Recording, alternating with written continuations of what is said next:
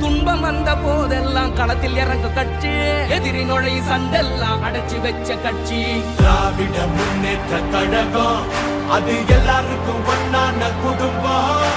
திராவிட முன்னேற்ற கழகம் அது வந்தாலே துன்பங்கள் விலகும்.